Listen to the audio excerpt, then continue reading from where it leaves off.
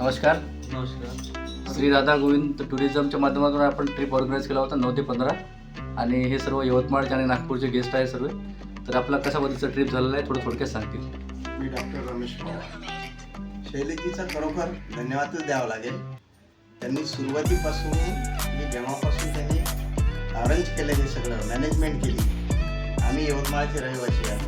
त्यांनी तिकीटपासून जो डब्बा पाहिजे तो सोबत बसून देणे, सामान उतरू लागणे, इथे येणे आणि एक जे आपल्याला माहिती नाही इथले पॉईंट ते त्यांनी दाखवले आणि खरोखर त्यांचे धन्यवादच आहे.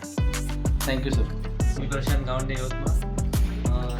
श्री शैलेशजी यांनी आम्हाला खूप मदत केली. त्याचप्रमाणे आम्हाला प्रोग्रामप्रमाणे पूर्ण वृंदावन त्यानंतर मथुरा, आग्रा, त्याच्यानंतर अयोध्या या संपूर्ण दर्शन घडवून आणलं आणि जेवणाची व्यवस्था, रूमची व्यवस्था फारच सुंदर केली. कोणत्याही प्रकारचा त्रास झाला नाही टूरमध्ये.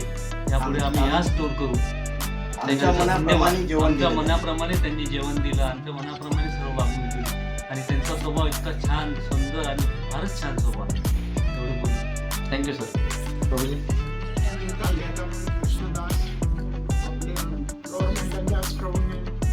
खूप छान व्यवस्था झाली.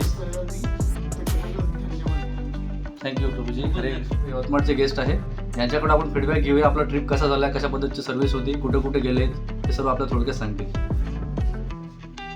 बोला मॅडम. हॅलो, मी रीता कळमकर.